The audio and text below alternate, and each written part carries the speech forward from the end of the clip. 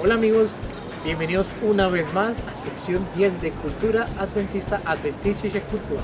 Hoy con una invitada especial desde Brasil. Y antes de dar paso a ella, siempre tenemos en esa parte una historia a manera de reflexión. Cada mañana en el África, una gacela sabe que tiene que correr más rápido para que no se la coma un león. Cada mañana un león en África sabe que tiene que correr más rápido que la gacela para no poder morir de hambre. Así que en conclusión, hay que correr hoy. Correr con el sentido de aprovechar bien el tiempo, de aprovechar toda la oportunidad que Dios nos da solo en ese presente que tenemos. Así que hoy damos una bienvenida especial a Débora desde Brasil. Estemos muy atentos a lo que ella nos va a querer compartir desde este precioso país.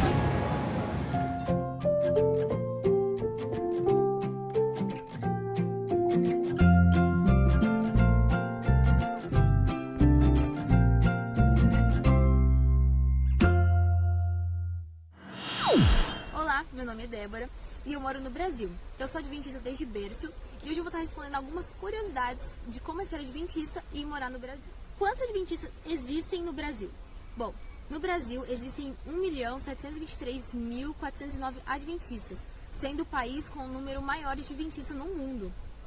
Como é passar um sábado adventista em seu país, desde manhã até de tarde? Bom, no Brasil nós temos o culto matinal aos sábados. Nós dividimos em duas sessões. A primeira sessão é a escola sabatina, onde nós dividimos entre o hall do berço, jovens, nós dividimos isso por idade. E na segunda sessão, nós fazemos o culto, nossa adoração a Deus. À tarde, nós também fazemos o junta panela alguns dias com os irmãos, outros nós almoçamos sozinhos em casa com a nossa família. No Brasil, é muito comum a gente fazer ações sociais para o próximo, entregar cestas básicas, arrecadar alimentos, arrumar algum parque. Então, nós fazemos muita ação social, entregar revistas, livros para o próximo, fazer passeatas. Então, isso é muito comum no Brasil. Como você considera o assunto da adoração e louvor? É tratado com liberdade ou conservação? Bom, isso é dependendo da igreja onde você está, ou região.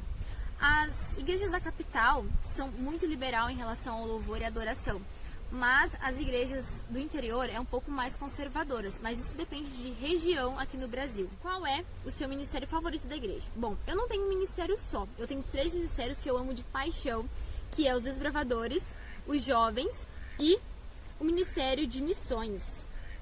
Qual é a cultura do seu país e como ela influencia o ministério jovem ou a igreja adventista? Bom, a cultura do meu país, a gente é um povo muito acaloroso, a gente é muito simpático, a gente conversa muito. Então é muito fácil chegar para uma pessoa e falar sobre Jesus, porque elas aceitam isso com muita facilidade. Nós também temos alguma vantagem com o Estado e com as pessoas que moram aqui. Por exemplo, nós temos uma prova que é chamada de Enem, que é quando o jovem sai do colegial para entrar para a universidade, que é uma chance de ele entrar sem ter que pagar as mensalidades. Antigamente, essa prova era feita ao sábado e ao domingo, só que os adventistas não poderiam participar por causa do sábado. Então, o governo fez uma forma de facilitar isso pra gente, na qual os adventistas, eles iam ao sábado, ficavam em uma sala fechada com outros adventistas, para depois que desse o pôr do sol, fazer a prova. Só que isso era muito ruim, e era complicado também ficar um dia inteiro, era cansativo, era exausto. Então, o governo abriu uma votação nacional, então que as pessoas aqui do Brasil poderiam votar para ajudar os adventistas, que a votação era o seguinte: transferir o dia do sábado para um domingo de prova ou transferir para 2 domingos de provas consecutivos. E nisso, hoje o Enem é 2 domingos de prova consecutivos. Então, o Estado ajuda muito as pessoas que são adventistas. A liberdade religiosa aqui no Brasil, ela é muito liberal. Então, nós temos liberdade, temos privilégios. Então, é muito bom ser adventista aqui no Brasil.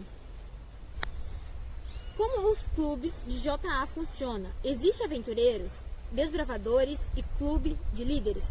Bom, existe sim clube de aventureiros e clube de líderes e o clube de desbravadores. Bom, nós não chamamos o JA como clube, nós apenas chamamos como JA. Ou falamos Base Geração 48, que é um ministério dentro do JA. Ou ID Jovem, também é muito conhecido. Bom, os aventureiros funcionam com a parte da abertura do civismo, depois a meditação, Depois também temos o cantinho da unidade e uma parte recreativa no final. Da mesma forma, os desbravadores. Existe algum tipo de perseguição para os cristãos no Brasil? Não, aqui no Brasil não existe nenhum tipo de perseguição. Nós somos muito livres para ir e vir e fazermos o que quiser, até que não interrompa a necessidade do outro de viver. Então não há nem com as pessoas, nem com o Estado. Como a Igreja Adventista em seu país está trabalhando agora no meio de pandemia? Bom, nós estamos abertos, só que antigamente o culto era das 9 às 11, hoje é das 9 às 10. Nós reduzimos o horário de culto para não ter a contaminação. Também os bancos foram juntados, tiraram 2 bancos da igreja, tipo, a cada um banco tiraram 2. Cada pessoa senta na ponta do banco, tem um espaço entre os bancos onde as pessoas podem sentar, é passado álcool em gel, é medido a temperatura da pessoa, tudo isso para evitar a contaminação. Eu gostaria de dar um testemunho de vida também que aconteceu comigo aqui no Brasil. Bom, eu sempre fui filha de ancião, meu pai sempre foi ancião de igreja, e com isso ele é um pai muito rígido, uma pessoa que me impõe muitas coisas, na qual eu sempre deveria estar indo na igreja, não poderia faltar em um culto e nenhuma programação, sendo qual for. E isso, conforme o tempo, começou a me gastar. Isso foi no ano de 2016, e eu comecei a me sentir muito desgastada com isso, muito pressionada, a viver uma coisa na qual eu não queria. Mas na verdade eu estava enganada sobre isso. E eu comecei a procurar isso em outros lugares, comecei a procurar amigos em outros lugares. Então eu comecei a sair da igreja, mas continuar indo, só que sem a vontade de ir, sem aquela aclamação do Espírito Santo dentro de mim para ir à igreja. Eu comecei a beber, e não só beber, eu comecei a levar gente para beber comigo de dentro da igreja. Eu comecei a ir em festa, comecei a me relacionar com pessoas que não tinham uma conduta cristã, uma conduta saudável para mim. E isso aconteceu. E eu comecei a ficar muito triste, porque eu sabia o meu lugar, eu sei de onde eu vim e sei que aquilo estava errado. Então eu comecei a orar pelo Espírito Santo, para que ele me ajudasse a restaurar a minha vontade de viver, a minha vontade de viver na igreja, em servir a Deus, né? Passando por isso, eu pedi para o meu pai para participar de um Caleb, que é um dos eventos que acontecem aqui no fim do ano, nas férias, onde os jovens dedicam as suas férias em prol das pessoas, fazendo ações comunitárias, construindo casas, entregando livros, dando estudo bíblico, fazendo colônia de férias. Meu pai, a princípio, não deixou eu ir, porque eu estaria indo com algumas pessoas que meu pai não gostava. E eu fiquei muito triste, porque eu falei assim, pai, eu quero muito ir. Então, ele não deixou eu ir. Depois apareceu um outro convite, na qual uma amiga minha me convidou para ir para um outro Calebre em outra cidade. E eu pedi para o meu pai e ele deixou eu ir. Nesse Caleb, eu senti o Espírito Santo falar tão forte comigo que eu não queria mais viver aquela vida, que eu realmente queria viver uma vida com Deus. Só que fazia algumas semanas que eu já não bebia mais. E isso estava sendo muito bom para mim, estava sendo libertador essa experiência de poder estar vivendo o cristianismo na pele. E eu queria falar para as pessoas aquilo, eu queria mostrar a minha libertação, mostrar que eu falar para ela que eu estava querendo uma nova chance de vida. Mas eu tinha vergonha de contar.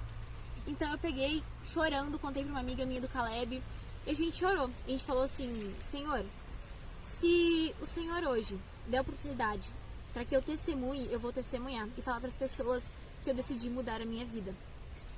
A princípio a gente não tinha nenhuma programação para aquela noite, a gente ia chegar e dormir. Quando a gente chegou na igreja, onde a gente estava dormindo, um jovem líder falou assim, gente, a gente está indo para a igreja. Beleza, a gente pegou e foi para a igreja. Na igreja ele falou assim, gente, eu sinto que tem alguém para dar um testemunho de vida. Nessa hora meu corpo todo tremeu e eu senti o Espírito Santo falando comigo, Débora, vai. Eu peguei e levantei, minhas pernas estavam tremendo, eu não conseguia falar.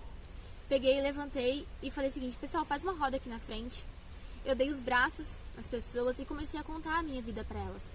Comecei a contar tudo o que tinha acontecido e que Deus tinha restaurado a minha vida e minha vontade de viver através do Caleb. Nisso, quando eu contei, várias pessoas começaram a chorar e se identificaram também com a minha história. Um dos amigos que estavam lá falou assim, eu deitei aqui no chão da igreja e pedi para que Deus me dissesse o que fazer com vocês, mas eu não escutava nada, só escutava vocês, e por isso resolvi trazer vocês aqui. Nesse dia, eu tomei a decisão de ser missionária. Já sou missionária há 3 anos, me tornei líder de desbravadores e líder de jovens, e hoje sou extremamente ativa na igreja, e meu desejo de ir à igreja todos os sábados, em estar em todos os cultos, em todos os eventos, é tão grande que eu amo tanto a Jesus. E aquele Caleb transformou a minha vida. Nisso, no meu testemunho de vida, várias pessoas também decidiram mudar as suas vidas, Naquele dia a gente ficou até as 2 da manhã cantando e louvando a Deus, e a presença do Espírito Santo foi tão forte que a gente não aguentava, a gente chorava, e foi a melhor experiência que eu tive na minha vida. Tchau e até a próxima. Qué interesante es poder escuchar todo este mensaje tan especial acerca del país donde hay más adventistas en el mundo, Brasil. Obrigada, Débora. Como dicen allí en portugués, muchas gracias, porque has compartido una parte especial de tu país hacia todas las demás personas que ven sección de cultura adventista. Sigue compartiendo estos vídeos y apoya este ministerio. Cualquier inquietud, escríbenos. Y si quieres participar y aún tu país no ha salido, por favor escríbenos, te tendremos en cuenta. Muchas gracias y hasta una próxima oportunidad.